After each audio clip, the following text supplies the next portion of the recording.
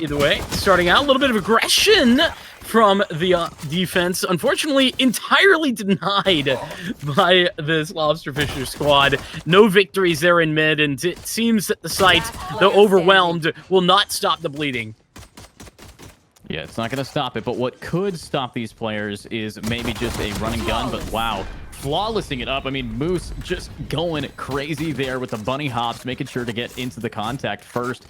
That's going to be a bit of a question mark. Bones quickly making their way onto the C site. Nobody will be home for the time being. Nothing to deny this plant, but that'll set up the retake, and Fly is in a very nice spot. They seem to be aware of his position, though. Not that aware. He's going to go 1 for 1. And so time for the retake. 4 on 4. Very winnable situation defensively, though.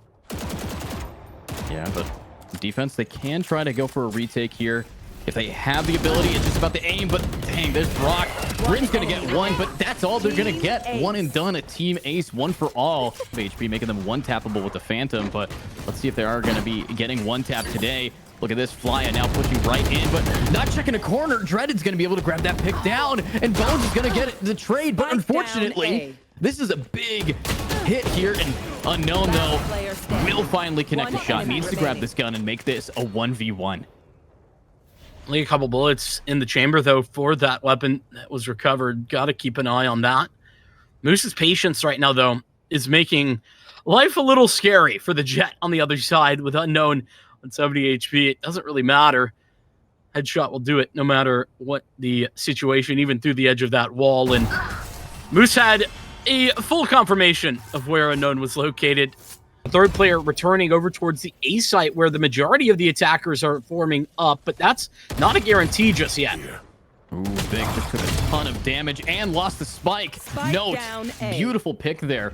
However, are you going to be able to hold that spike, or Bones just going to be able to grab it and walk away? No, and Grim, great counter, good crossfire, and that's going to be 1, but Bones gets the trade, gets another, makes this leveled out, now 2-3. Now Flya still pushing up main, might be able to just find that 1 or 2 picks here to make this level, make it easy for them to keep the streak. 1 enemy remaining. Oh man, and he does. Flya delivering a double kill, and there's still left. Bones alive. Elsewhere, he'll take the third, a full house of frags between the two of them. They might be able to fix this problem with a nice knife out. Bladestorm now being popped. Bones hasn't used his, but does he need to? Rushing it in and getting the first blood, but completely cooked by Dreaded. Yeah, but it's not even an even trade. This Bladestorm needs to activate. Unknown. The first of the blades goes to work, but Vic's still alive. Finally traded out, but it's not at a good number advantage. The plant will go down uncontested, but there is that Rolling Thunder to make their way back in, but Muffin Man has to stay alive. And can he? I mean, the Moose is loose right in the corner of B-Link here. This could be very risky here. But Moose is just going to get that 1, and they line up for him. Oh, not a single head turned his direction after he got that first pick. And that's double digits, Vincent. We've been in this game for less than 10 minutes.